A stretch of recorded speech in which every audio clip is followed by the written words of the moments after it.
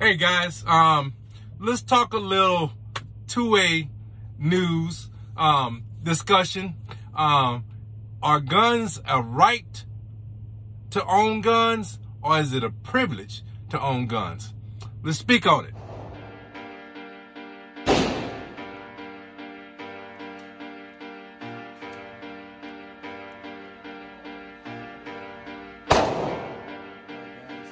It's good, but it also has a function. And that's one of my things. When you're going to look at some of my other firearms that I'm going to bring out, I like it to look good, okay? That's kind of like my niche. I also want it to have a functionality. If it doesn't function and it just looks good, I'm going to really question why it should be on my rifle. So, or any handgun. So, this is my baby, guys. Oh, one other thing. The star of the show. There she goes right there.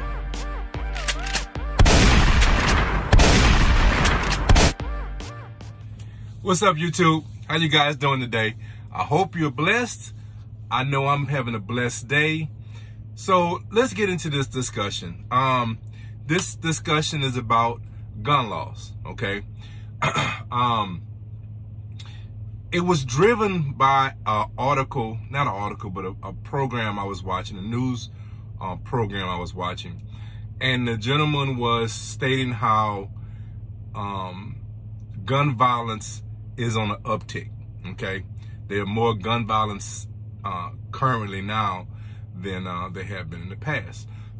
And so when I really started, and the reason why it drew my attention was because the way he was phrasing the report.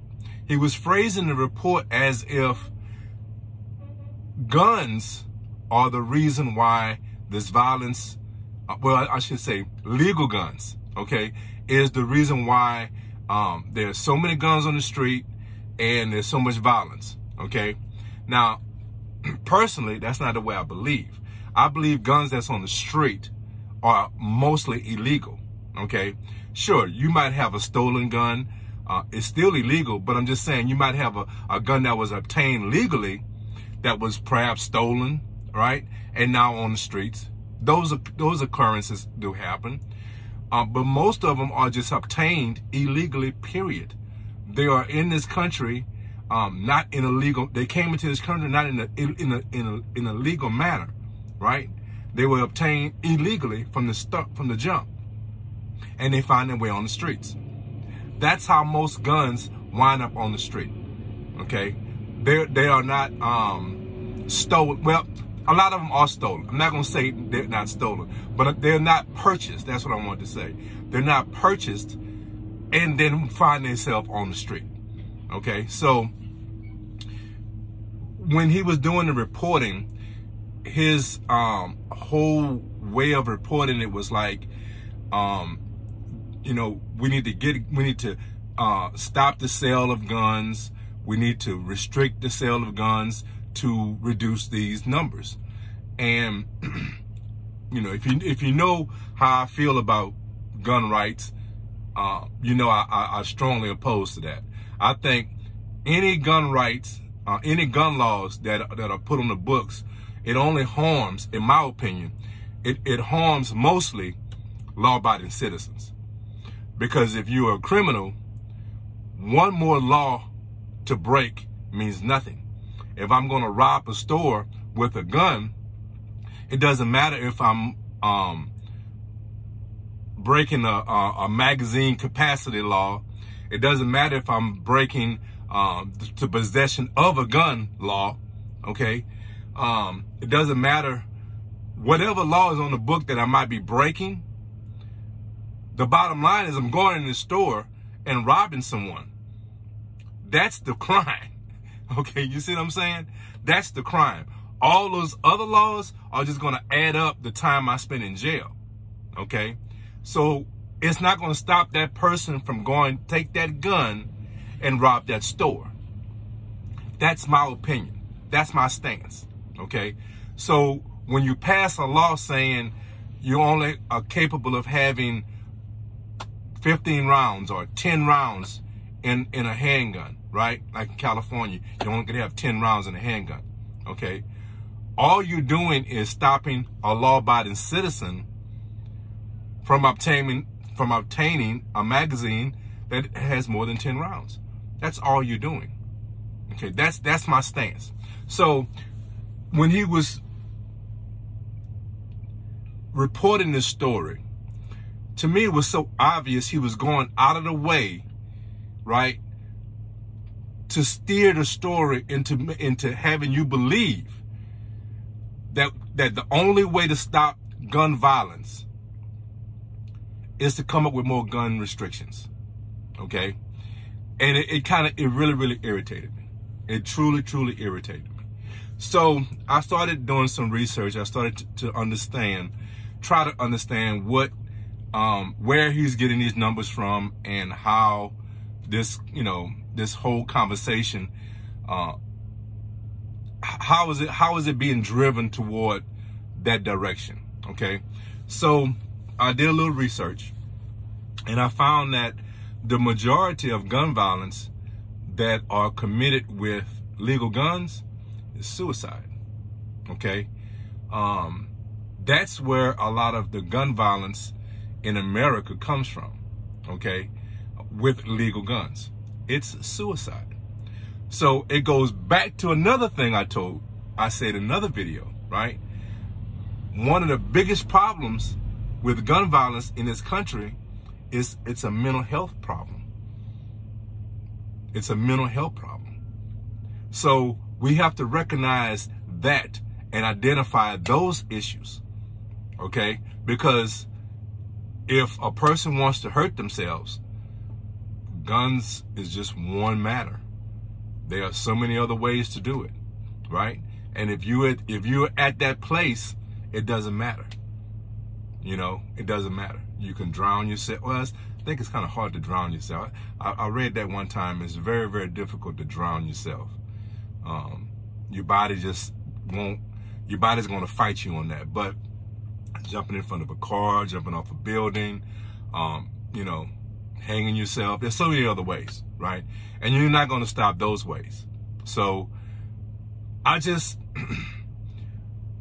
just hard for me to understand how people can't see what's right in front of them, right?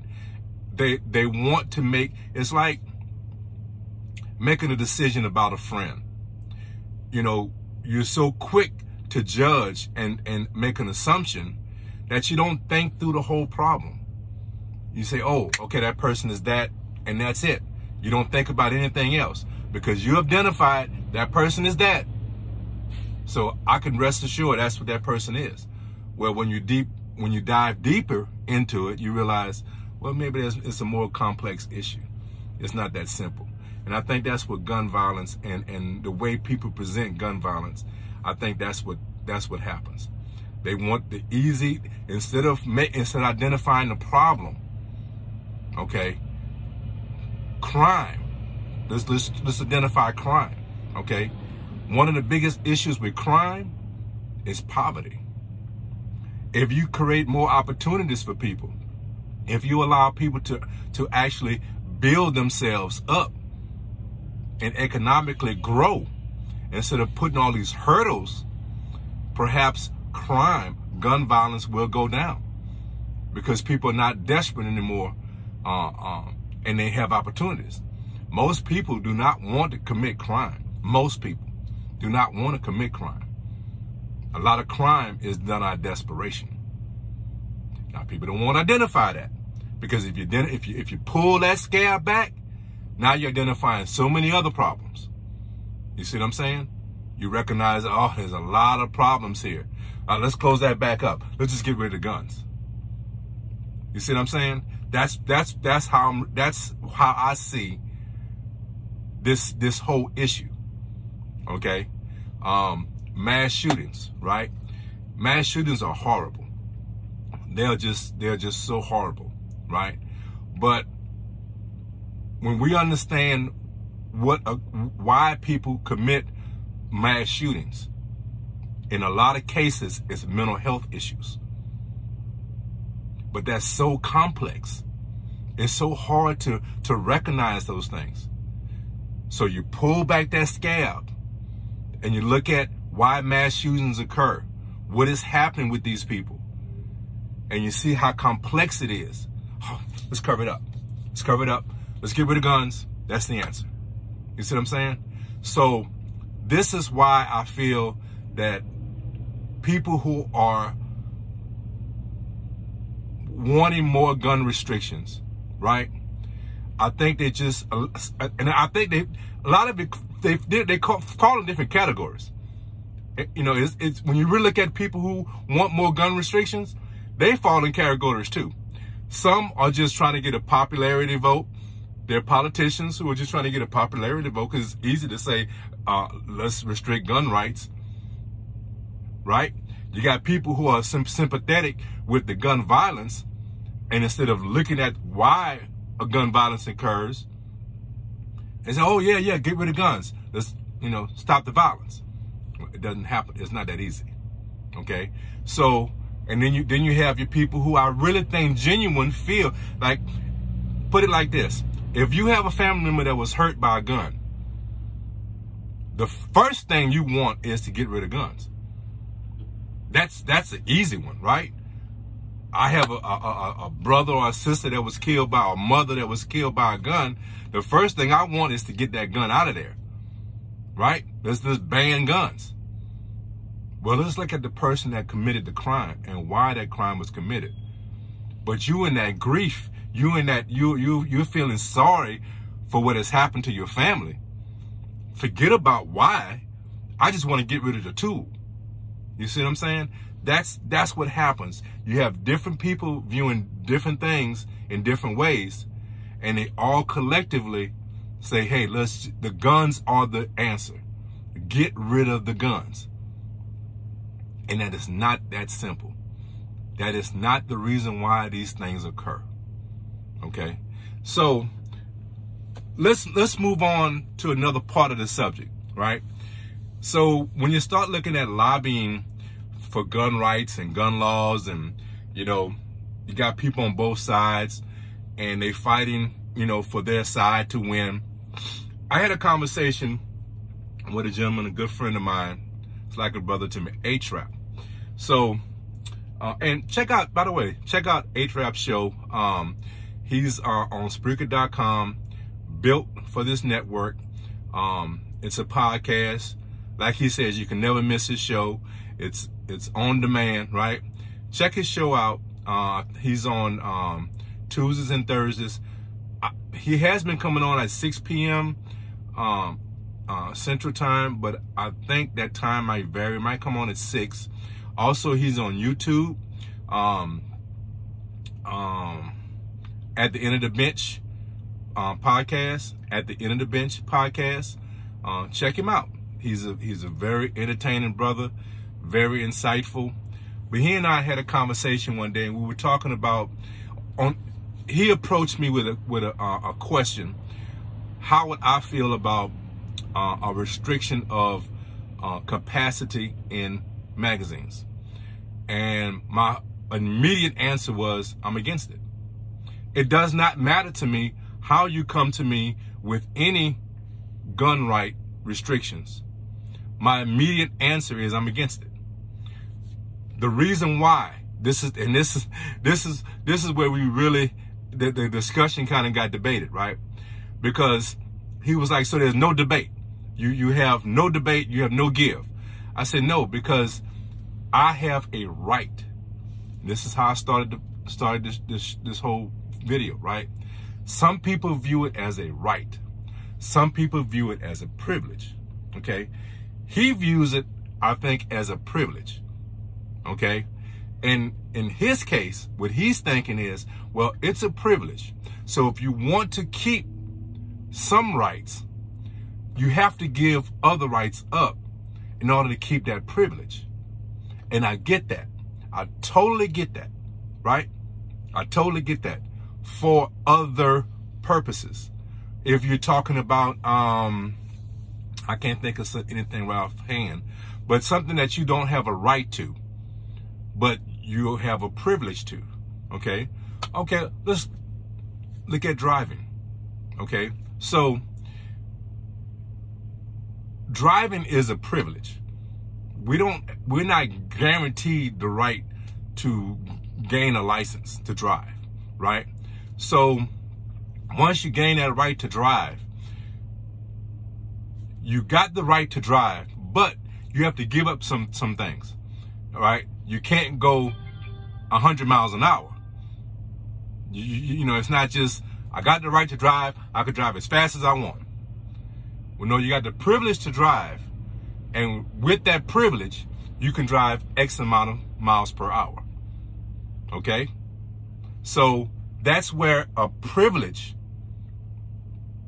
comes along with certain limitations. You see what I'm saying? You see how that works? I hope I'm making a good analogy with a privilege. Okay? A right is different.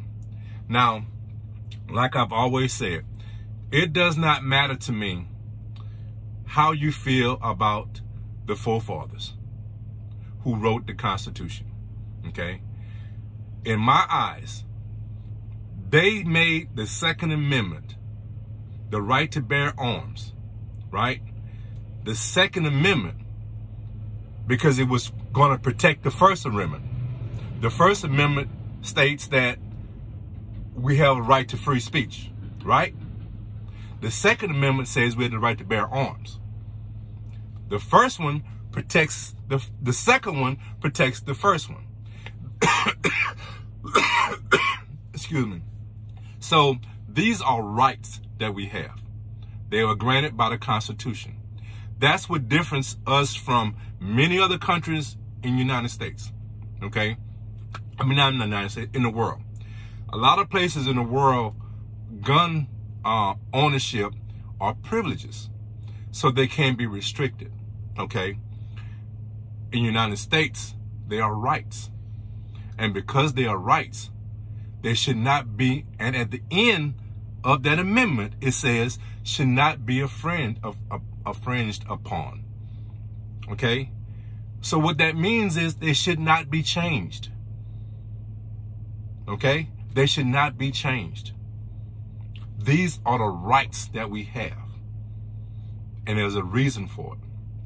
So whether you believe it or want to believe it or don't want to believe it, this is fact. And I think the way that we view guns in this country, I think is altered by how you believe the media. How do you believe the spin? Okay? Because in my eyes, I don't feel it's dangerous to walk down the street, okay, and really be harmed by someone with a legal gun. Now, if I go in certain neighborhoods, I might be afraid or be on alert to be harmed by an illegal gun, okay, and that's my whole point. Legal guns in this country are not feared. They really shouldn't be. Illegal guns in this country, there's a reason to fear those. So I think the police, mainly the police, okay, need to do their jobs a little bit better. I think the obtaining guns illegally in this country should be a lot harder than it is. The availability of illegal guns should be harder in this country. Okay, let's pour our energy into that instead of pouring our energy into stopping a law-abiding citizen from obtaining something that he or she enjoys, and want to use to protect themselves and their family. Because, like I say all the time, and I will continue to say, gun laws only affect the law-abiding citizens. It does not affect criminals. Okay? So that's my spiel. I would love your comments on this. This is a debate. I know everyone is not going to agree with me. Let's talk about it. Let's discuss it. leave your comments. Hit the subscribe button.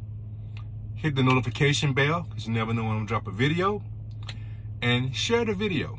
Share the video so we can promote discussion. Okay? Because these things need to be talked about. This is our country. This is our safety we're talking about. So let's discuss it. Okay? So that's how I stand. I hope you guys have enjoyed it. I hope you have learned something. I hope you've been informed. And I hope it evokes a conversation. Okay? So, guys, like always in my videos, guys, take care of each other. Love each other. And guys, please be blessed. Ready Kev is out.